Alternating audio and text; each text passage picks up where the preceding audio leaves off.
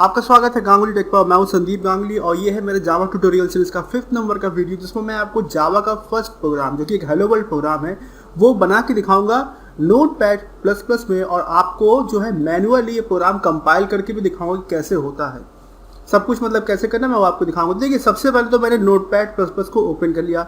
उसके बाद जो है इसमें एक न्यू फाइल ये बन के आ रही है। जब भी आप नोटपैड प्लस प्लस को ओपन करते हो तो उसमें बाय डिफॉल्ट एक न्यू फाइल बन के आती है, लेकिन अगर आप नई फाइल बनाना चाहते हो तो आप ये पेज देख रहे हो प्लस, इस पर आप क्लिक करेंगे तो एक नई फाइल बन जाएगी ऐसे करके। और अगर ऐसे नहीं करना चाहते तो आप फाइल में जा सकते हो, फिर वहां से न्यू पे क्लिक करके भी आप फाइल बना सकते हो। तो देखिए, पहले तो हमारी फाइल बनी हुई है, तो इसमें हम सबसे पहले हम हेलो वर्ल्ड का जो प्रोग्राम बनाना है उसका कोड लिखेंगे। तो सबसे पहले जावा में आपको एक क्लास बनानी होती है, और क्लास बनाने के लिए कीवर्ड है जो कि आपको क्लास लिखना है। उसके बाद आपको एक क्लास का नाम देना होता है। तो मैंने जैसे नाम रख दिया यहाँ पे हेलो वर्ल्ड। उसके बाद हमको ये करली ब्रैकेट्स लगाने हैं, और इसमें आप जो है नोटपैड प्लस प्लस में एक और चीज़ कर सकते हैं कि जैसे आप अभी देख रहे हैं कि आप ये क्लास देख रहे हैं तो ये कीवर्ड इसका कलर बदल के नहीं आ रहा, मतलब ये हाईलाइट नहीं हो रहा। मतलब मेन इसमें मुझे ये बताना है कि आप इसमें लैंग्वेज सेलेक्ट कर सकते हो। तो उसके लिए आपको लैंग्वेज पे जाना है। हम कौन से लैंग्वेज पे काम कर रहे हैं, हम जावा पे काम कर रहे हैं, तो हमने जे पे गए और फिर हमने जावा पे क्लिक कर दिया। तो ये जावा के जितने भी आपके कीवर्ड्स होंगे उनको इस तरीके से वो कलर बदल देगा, और मतलब ये स्टाइलिंग देगा। तो ये चीज़ थी। और इसमें दूसरे भी लैंग्वेज जैसे PHP का भी है, आपका जावा स्क्रिप्ट का भी है, दूसरे लैंग्वेज का भी ये काम मतलब करता है। तो अब हम लोग फिर वापस आते हैं अपने वही मेन टॉपिक पे। सबसे पहले आपको क्लास बनानी है। क्लास के लिए आपको क्लास कीवर्ड लिखना है। उसके बाद आपको जो भी क्लास का जो भी नाम देना चाहते हो वो दे दीजिए। मैंने यहाँ हेलो वर्ल्ड रखा। फिर आपको करली ब्रैकेट्स बनाना, और ये क्लास बन गई।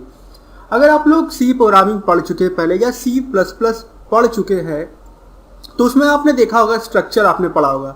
तो स्ट्रक्चर और क्लास जो है बहुत हद तक सेम है, लेकिन क्लास में थोड़ा सा डिफरेंस होता है और स्ट्रक्चर के मतलब कंपैरिजन में।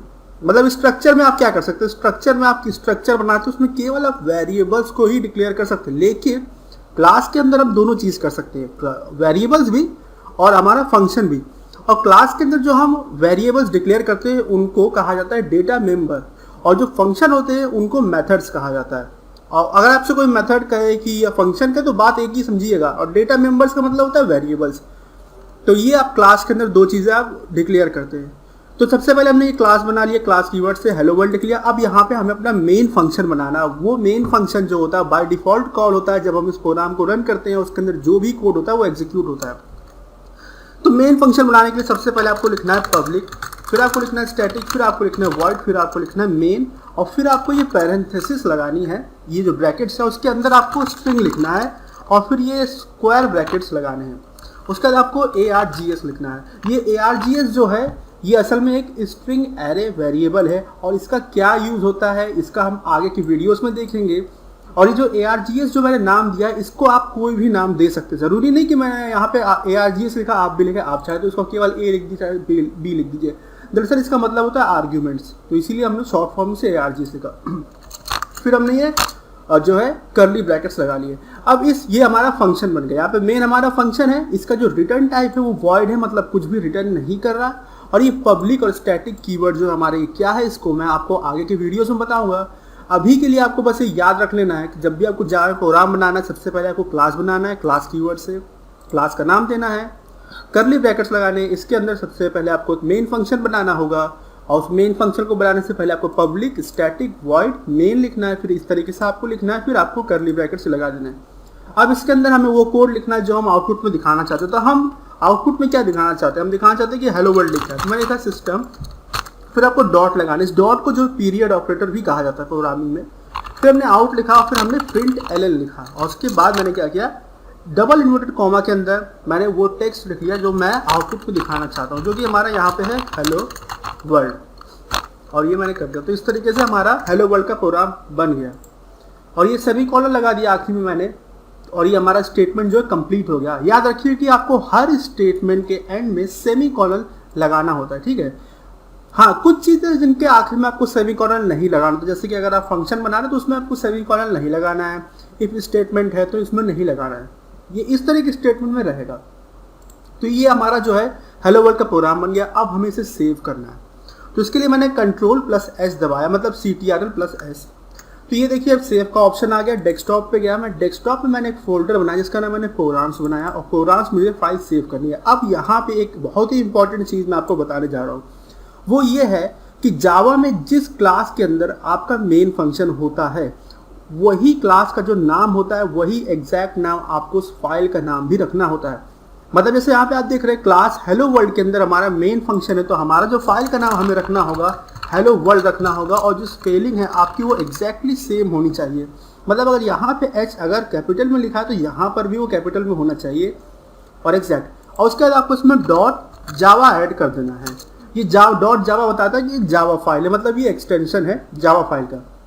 तो ये हमारा प्रोग्राम बन गया कंप्लीट। अब जो है हमें इसे कंपाइल करना है। कंपाइल करने के लिए आपको जो है कमांड प्रॉम्प्ट मतलब डॉस आपको ओपन करना होगा। तो आप सर्च में जाइए, CMD लिखिए और फिर एंटर करिए, ये आपका कमांड प्रॉम्प्ट आ गया।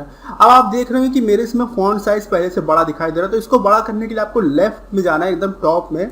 उसके बाद आपको राइट क्लिक करना है, प्रॉपर्टीज में जाना है। यहाँ पे जो फॉन्ट वाला टैब है, यहाँ पे ऑप्शन टैब है, लेआउट टैब है, इनमें नहीं फॉन्ट वाले टैब में जाके आपको ये फॉन्ट साइज चेंज कर लेना अपने हिसाब से। इससे क्या होता है कि आपके आंखों पे जोर नहीं पड़ेगा, क्योंकि फॉन्ट बाय डिफॉल्ट बहुत ही छोटा होता है जो कि देखने में तकलीफ होती है। तो अब नेक्स्ट काम हमें क्या करना है, हमें अब सबसे पहले तो ये जो हमारी प्रोग्राम वाली जो फोल्डर आपको दिख रहा है इस डायरेक्टरी के अंदर पहुंचना है। तो इसके लिए डॉस में कमांड होता है जिसे कहते हैं CD का मतलब होता है चेंज डायरेक्टरी। तो सबसे पहले आप CD लिखिए, उसके बाद आप एक स्पेस दीजिए और उसके बाद फिर आप उस फोल्डर को खोलिए जहाँ पे ये प्रोग्राम आपने सेव किया, जो हेलो वर्ल्ड डॉट जावा जो हमने प्रोग्राम सेव किया, प्रोग्राम्स में सेव किया।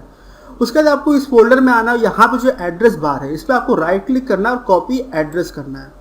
कॉपी एड्रेस हो जाए फिर आपको फिर डॉस में वापस आना है। CD पहले से ही लिखा हुआ था, स्पेस आपने एक दिया, उसके बाद आपने जैसे ही राइट क्लिक करेंगे तो ये एड्रेस जो है पेस्ट हो जाएगा। जैसे ही पेस्ट हो गया तो आपको एंटर दबाना है। इससे होता क्या है कि पहले हमारी जो डायरेक्टरी को ये पॉइंट कर रहा था ये डॉस, तो ये यूज़र गांगुली में कर रहा था, लेकिन जैसे ही मैंने ये चेंज डायरेक्टरी कर दिया तो अब ये इस डायरेक्टरी में आ गया। अब इस डायरेक्टरी के अंदर जब आ गया तो आपको यहाँ पे सबसे पहले जावा C लिखना। जावा C असल में जावा कंपाइलर है जो कि हमको अब पहले इसको मतलब कॉल करना पड़ेगा। इसको कॉल करने के लिए आपको जावा C लिखना है, स्पेस देना है, फिर उस फाइल का नाम लिखना है एक्सटेंशन के साथ जिससे आप कंपाइल करना चाहते हैं, जो कि हमारा यहाँ पे हेलो वर्ल्ड डॉट जावा है। तो मैंने लिखा हेलो वर्ल्ड डॉट जावा और स्पेलिंग आपकी बिल्कुल एग्जैक्टली सेम होनी चाहिए, उनमें कोई मिसमैच नहीं होना चाहिए, इस बात का ध्यान रखिएगा। फिर एंटर आपको दबाना है और आपका प्रोग्राम कंपाइल हो जाएगा। अगर कोई एरर होगी तो वो एरर यहाँ पे लिख कर आएगी। अभी मैं आपको एरर बना के भी दिखा दूंगा कि कैसे वो एरर लिख के आएगी। अब नेक्स्ट स्टेप आता है कि अब इस प्रोग्राम को रन कराना है, तो इसके लिए हमें जावा लिखना होता है।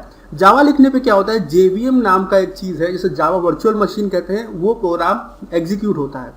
और उसके साथ जावा लिखने के बाद आपको वो फाइल नेम देना होता है जिसको आप मतलब जो जावा प्रोग्राम आप एग्जीक्यूट कराना चाहते हैं। यहाँ पे हेलो वर्ल्ड है और इसमें आपको कोई एक्सटेंशन नहीं लगाना डॉट जावा करके, केवल आपको हेलो वर्ल्ड लिख देना है। एंटर दबाना है और ये देखिए हेलो वर्ल्ड आपका आउटपुट आ गया।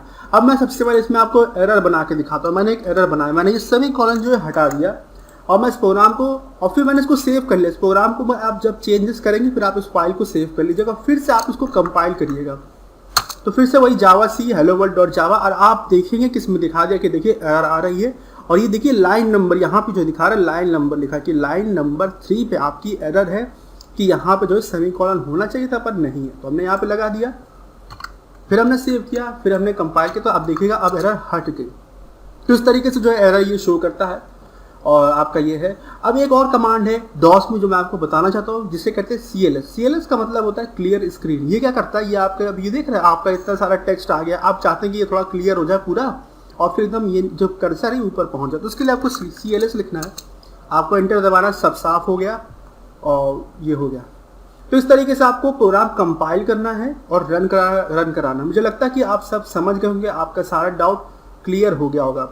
अभी मैं आपको आगे की वीडियोस में क्लास के बारे में, ऑब्जेक्ट्स के बारे में, फंक्शन क्या है, रिटर्न टाइप क्या है और ये जो आप पब्लिक देख रहे हैं इस तरीके से पब्लिक, प्राइवेट और प्रोटेक्टेड, ये 3 चीज़ें होती हैं जिन्हें हम एक्सेस मॉडिफायर कहते हैं और इनके बारे में मैं आपको बिल्कुल डिटेल में बताऊंगा आगे की वीडियोस में, क्योंकि अभी के लिए बस आपको केवल ध्यान रखना है, आपको इस तरीके से क्लास बनानी है, मेन फंक्शन बनाना है, उसके अंदर वो कोड लिखना जो आप एग्जीक्यूट कराना चाहते हैं। बाकी चीज़ें मैं आपको आगे की वीडियोस में डिटेल में कवर करूंगा।